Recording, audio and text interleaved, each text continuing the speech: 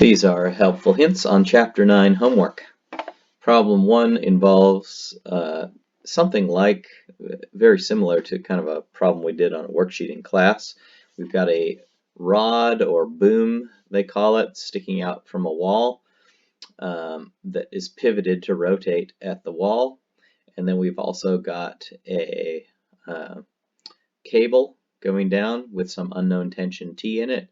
And the beam itself, or the boom, has 62 kilogram mass in my version, and there's a 45 kilogram mass at a distance of 7.5 meters away from the wall. And the question is, calculate the tension in the cable. And, I can't, so our conditions for equilibrium are the sum of the torques equals 0 and the sum of the forces equals 0. The sum of the forces equals 0 is kind of problematic because I have an unknown vertical force from the pin right here and an unknown horizontal force component from the pin. In other words, the wall is pushing both up and out on this boom, and I don't want to involve those variables because I don't know them and I don't want to know them. So I'd rather use something where my only unknown is T. And if I sum torques about this pivot point right here, which is at height 4 in my version of the problem, then the only unknown in that will be T, because these two, the two force components, the vertical force component and the horizontal force component, will have 0 moment arm with respect to this rotation axis, and therefore contribute nothing to the torque. So those unknowns won't appear in there. So what I'm going to do is calculate, for example, I'm going to have 3 torques being exerted about this point due to the tension, the weight of the boom, and this other weight that's being hung from it right there. So it looks like in my version of the problem, the length of this boom is 10 meters, so its center of mass is at 5 meters. So I would have 62 times, well, let's take a convention. Maybe if I take counterclockwise to be positive rotation direction, then T is going to be a positive torque, and the other two, weight of the beam and the one that's hanging, will be negative torque. So if we sum torques, let's first do the one due to the tension T. If I take the perpendicular component of T, that would be T times the sine of this angle. And I can get the sine of that angle by using the two sides that I can see from the geometry here. In other words, the tangent of this angle would be opposite over adjacent, and in my version, it goes from 4 to 9.5, so it looks like opposite is 5, and adjacent is 7.5. So I would have tangent of theta is 5.5 over 7.5, and take the inverse tangent of both sides to find out what theta is. And then my equation for the sum of the torques about this axis right here would be T times the sine of that theta, with a plus sign, minus 62 kilograms times 9.8 times, let's see, its moment arm is going to be 5 meters, so 62 times 9.8 times 5, with a minus sign in front of it, minus 45 times 9.8 times its moment arm, which is 7.5 meters. So the sum of those 3 torques is equal to 0 because it's in equilibrium. The only unknown in there was that variable T, so I can solve directly for T. And in this particular problem, I don't need to worry about those other ones. But if we were asked for them, we would use the sum of the force X components equals 0 and the sum of the force Y components equals 0 for the beam. And that would allow us to solve for those 2 other force components if we needed them. Problem 2 is the pictures up here. We have this situation where this thing is in equilibrium, and the first question is, what is the magnitude of the force F? And if I'm considering my system to be the beam, again, I have some unknown horizontal and vertical force components being applied at O. Of course, whatever the pin is that's holding this to pivot around O is actually exerting vertically and horizontally, right? You know, this sort of wants to fall down and it wants to go to the right as well. So if I just want to know F, I'd rather not involve those two force components, and therefore I'm going to just do the sum of the torques about this axis O. And we have two torques that are being exerted, one due to F and one due to the weight of the rod. So in this case, let's take counterclockwise to be positive rotation direction. So therefore the weight will be a negative torque and this force will be exerting a positive torque, and they've got to add to 0. To calculate the torque due to F, we need the angle between, if I go from the axis of rotation out to the point of application of the force and keep going straight, I need that angle right there that's between that line along the direction of the rod and F. And in this case, this angle down here is 36 degrees. So the angle theta that we usually refer to in torques is going to be 52 degrees minus 36 degrees. And that will be the angle in between F and R. So I can do F times R, which is 7 meters, times the sine of 52 minus 36 in my version of the problem, and that's a positive torque, minus that negative torque, which is due to the weight of the beam, and it's at a distance 7 meters divided by 2 out along here. So its moment arm, again, that force goes down, so we have to draw the line that contains that weight force, and its moment arm is that perpendicular distance there. So I need to find how far away that is, and that's going to be 7 divided by 2 meters times the cosine of 36 degrees would give me this horizontal component. Okay, and that comes in with the minus sign. So the weight of this, I've forgotten what it is. I didn't really look at it. The weight is 4.8 newtons for the rod. So 4.8 newtons times 7 over 2 times the cosine of 36 with a minus sign in front of it, and then added to the 1 for this gives 0, and that allows me to solve for F. Part 2, what is the magnitude of the force of the pivot exerts on the rod at point O?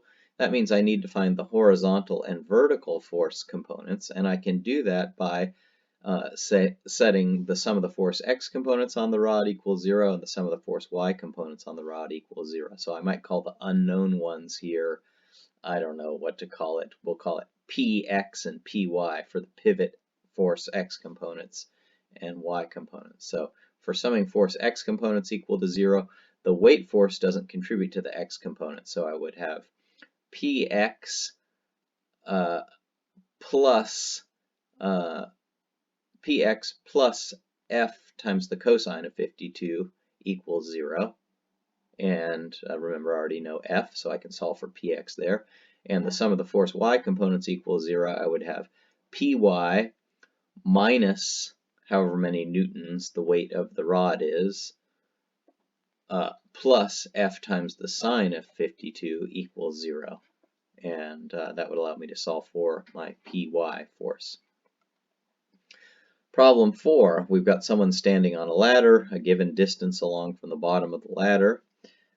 We know the weight of the ladder and we know the weight of the person, and we're told the ladder is leaning against a smooth wall.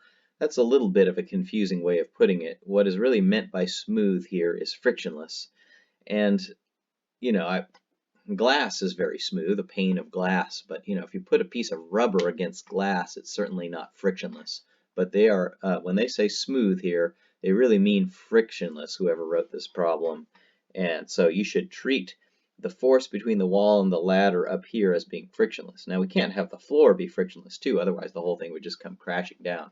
So the floor has friction, but the wall doesn't. And that means the force from the wall on the ladder has to be exactly horizontal, in other words, in the normal direction. It's incapable of pushing along the direction of the wall, because that would correspond to a friction force. So it's a frictionless wall, in other words. So if we look at the forces that are being exerted on the ladder, there's a vertical and horizontal force component from the floor on the ladder at this lower left point.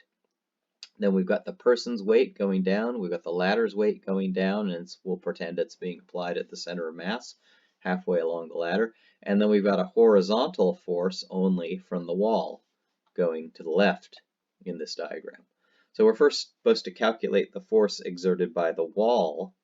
And again, I don't want to know in this particular part anything about the forces from the floor on the ladder, and I don't know anything about them, so let's just not involve them. And that means if I sum torques about this axis down here, those two unknowns, the horizontal and vertical force components from the floor, won't contribute.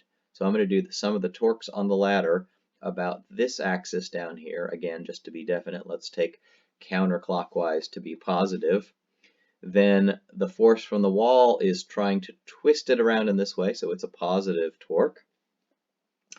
I would have, well, let's see, I need to find the perpendicular component of that force relative to R. R, from the axis to the point at which that force is being applied, looks like the direction of the ladder. So what is the direction perpendicular? Well, it's along this direction. And in this case, again, I'm not given any angles. I need to figure out some angle over here. And one way to figure that out is to use the given information. I guess I have the length of the ladder, and I know this is 2.4 meters. So I would say, one way to say it is 7.5 meters times the cosine of this angle theta is 2.4 meters.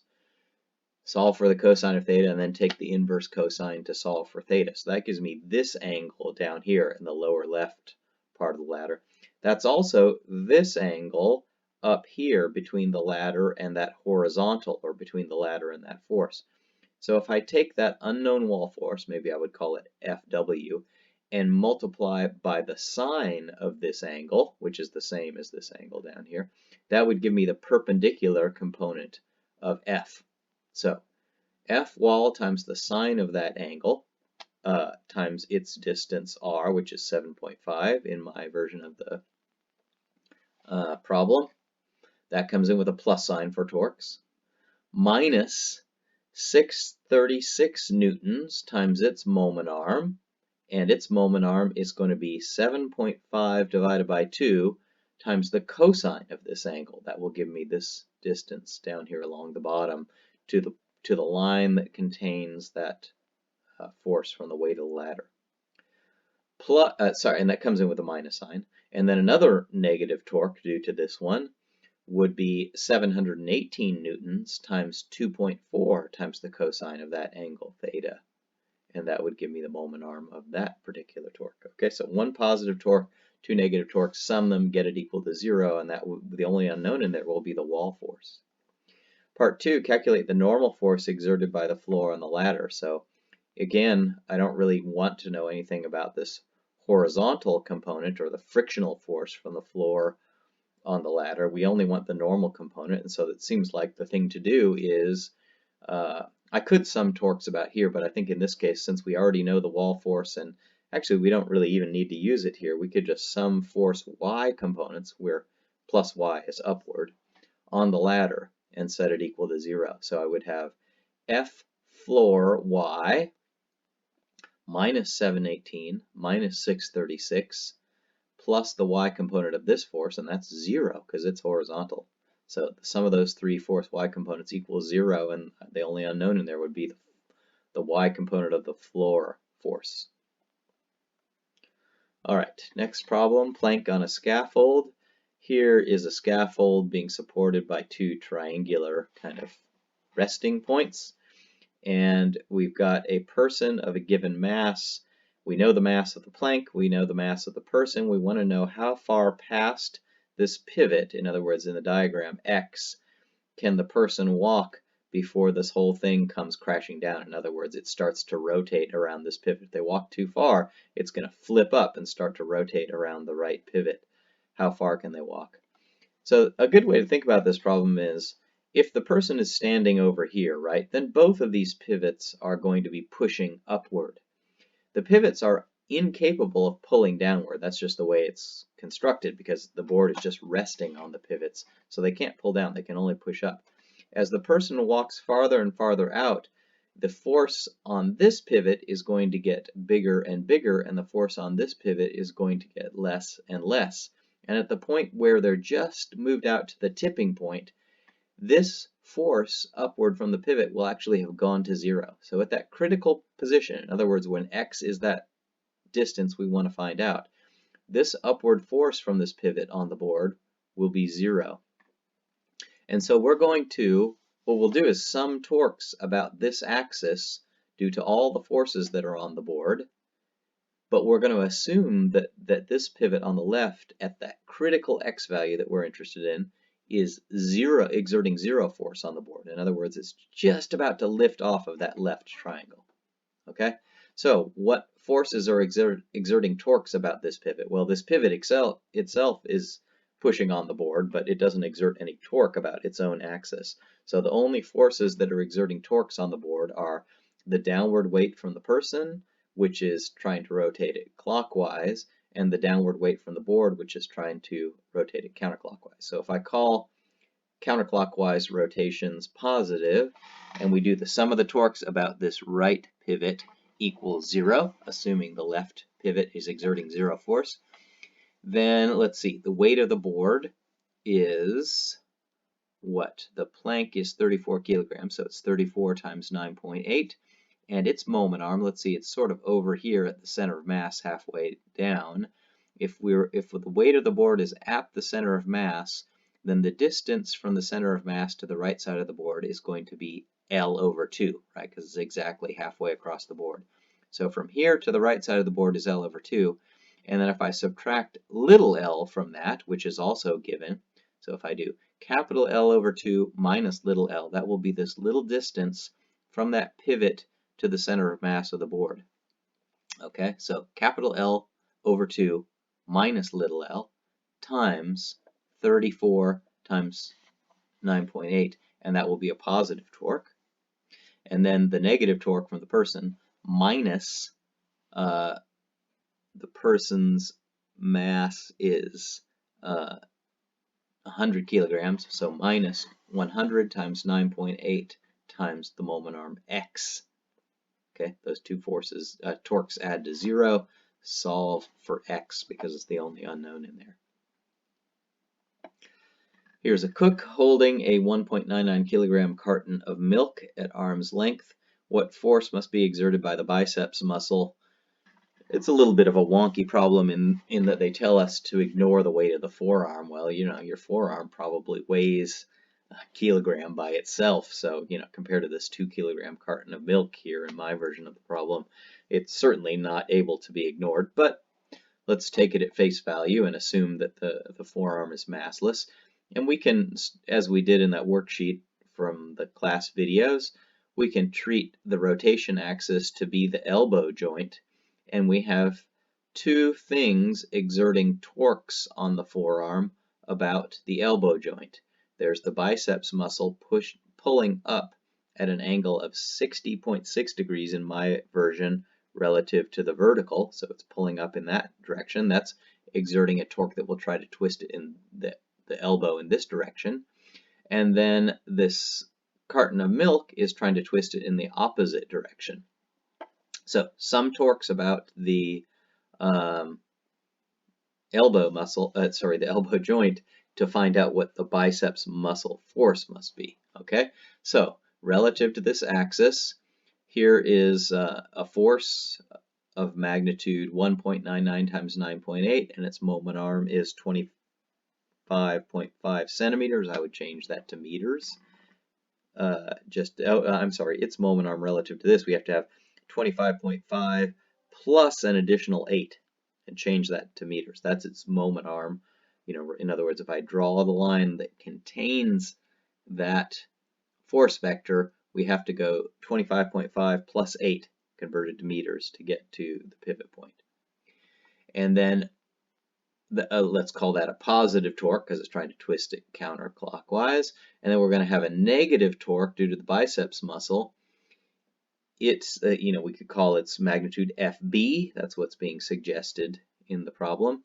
And relative, it looks like the indication, it's a little bit ambiguous from the diagram, but from the attachment point of the biceps to the elbow joint, it looks like it's a horizontal displacement there, and therefore we want the vertical component of that force. So FB times the cosine of 60.6 in my version of the problem would give me the vertical component of that force, times that distance r, times 8 centimeters, converted to meters again if you like. You don't really have to convert to meters because the centimeters units will cancel out here, but sum of those two torques equals 0. The only unknown is FB in that case, so we can solve for it.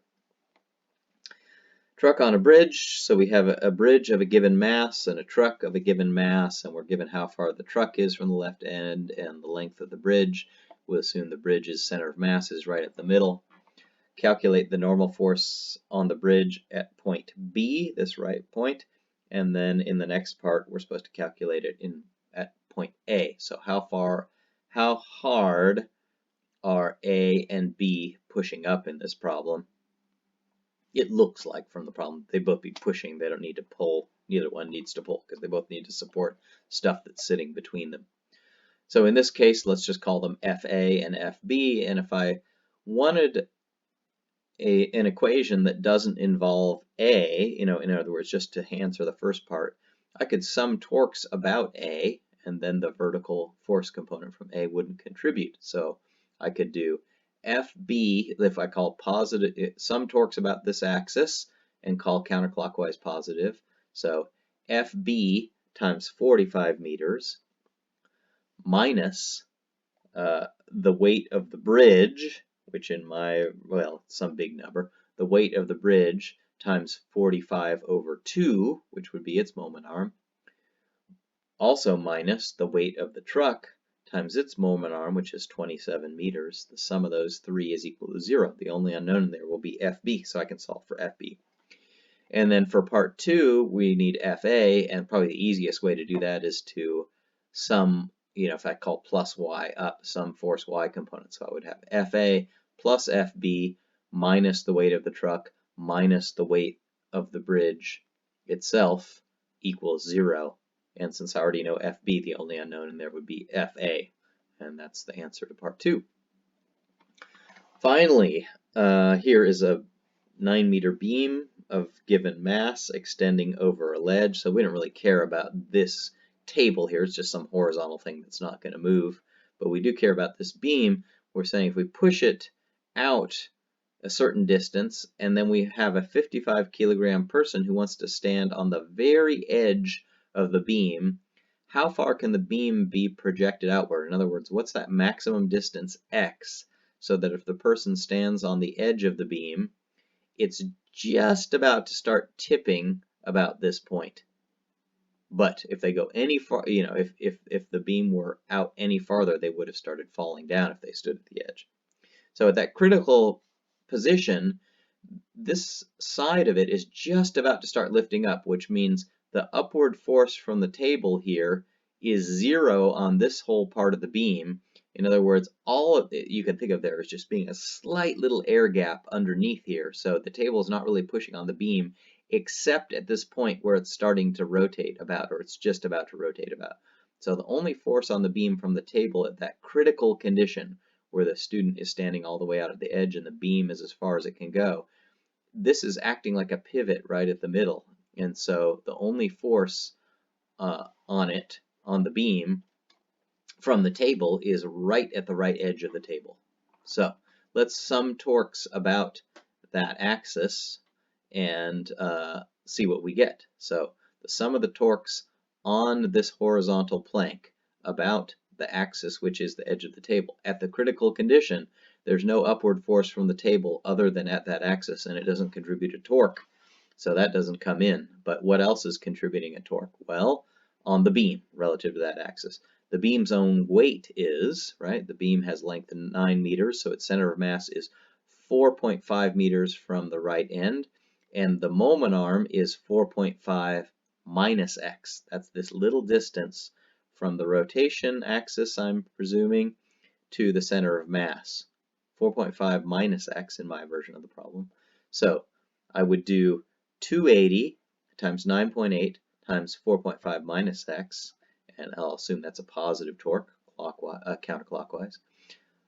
minus, right, negative torque for the person standing on the edge, the weight of the person, 55 times 9.8 times their moment arm, x.